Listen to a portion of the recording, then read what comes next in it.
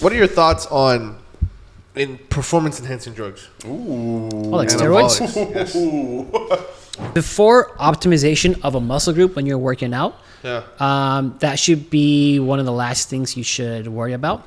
You should more so worry about your consistency, form, your volume, and just finding the right schedule for you. Like if you are getting your fiber and your vegetables from a powder, then we have other issues. You're an adult, eat your vegetables. I'm gonna open the subject up because I find this interesting. Oh, please do. Yes. So you're into bodybuilding, right? Do you lift? Fitness, not bodybuilding. Bodybuilding's like, I guess I can never do it. Lift? I lift. Do you exercise? Of course. You hit the gym? Do you do more like an athletic type of training, or like basketball drills related, or like weightlifting towards? I'll do it all. You do it all. Sick. Strength, endurance. What's your question? Multiplanar. Let him eat, bro. No, because I interrupted his question, so I figured you got to be ready right on the bat, bro. No, man. I'm like, you know what? You interrupted. Let me just eat a watermelon. What are your thoughts on in performance enhancing drugs? Ooh. Oh, like steroids? Anabolics. Yes. In terms of what? In terms of bodybuilding? Great. I mean, you need it. You need to be in that category and to compete and to go for your pro card, you have to take steroids. Okay. I think from that, you can kind of determine his answer for overall as well. Well, how about, say, like hormone optimization? Yeah. That whole thing. So like getting on like TRT if you have like low testosterone. So it's not necessarily to compete, but more so to live a healthier, quote unquote, natural life. Yeah. What are your thoughts on that? Do you think that's good for your long term? Do you think it's like terrible? Because like there's so many different opinions on whether or not TRT is a good thing or not. If you have the correct dosage and is monitored by a medical professional, then I don't think there's anything wrong with it.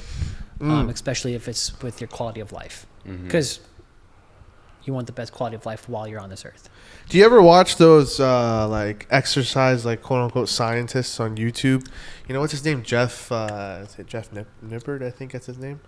You know what I'm talking about? Maybe. I've probably seen it around. So he'll get on like, obviously he's like a big YouTuber, but they'll start talking about like the science and the breakdown of things, right? Because there's a lot of people of the opinion that stuff can like shorten your life or cause like heart diseases and stuff like that. I'm not sure if you've ever like done any research around that topic or what you have an opinion on that. I haven't.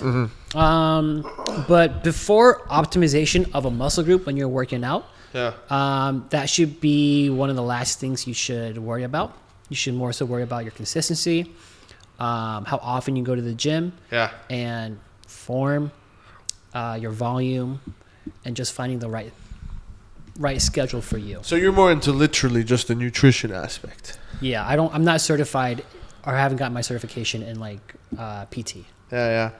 No, I'm always curious to ask people who are like in that space. Since you are a big fan of nutrition, isn't this stuff dank? Phenomenal. Since you are in, nutrition is kind of your go-to thing. Yeah. Similar question to his. How do you think somebody through either nutritional hacks, as in like, I'm talking like maca root, lion's mane, stuff like that, those type of nutrients, versus everyday consumables, how would you say it's best? What's the best way for somebody to optimize their hormonal levels through like consumables from everyday stuff? Is that even a thing, by the way?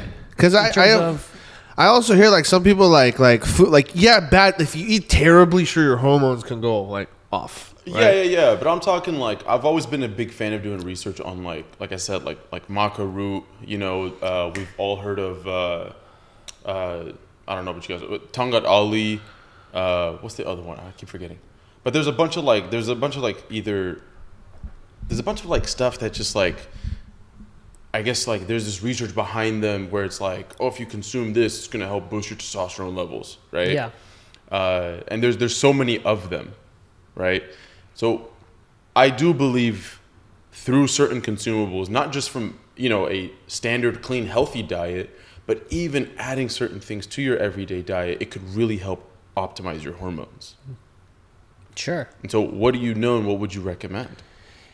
If those supplements, they're called a supplement for a reason. They're not anything you should have as a main source.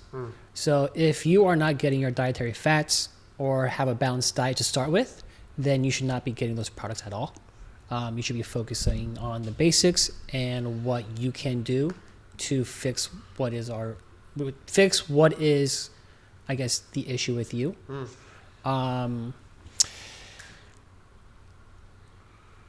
Yeah, at the end of the day, companies are trying to sell product. Like, for example, AG1 green powders. Like, if you are getting your fiber and your vegetables from a powder, then we have other issues. That's a problem. Yeah. Like, you're an adult, eat your vegetables, fruit, and get it through that way. And on top of that, it's cheaper. My bad, bro. I got it. It's cheaper. Yeah. It's cheaper. What do you mean? Like long term? Like hospital financially, bills? like AG1 is probably like $50. Oh, okay. Right? Fruit, vegetables. Imagine $50 worth of fruit, bro. Like low-key, that's these days right here. probably half this plate. Not even probably a quarter, depending where you shop. That's a good point. That's a good point, though. Yeah. In terms of, I guess, from like, if the monthly supply or whatever.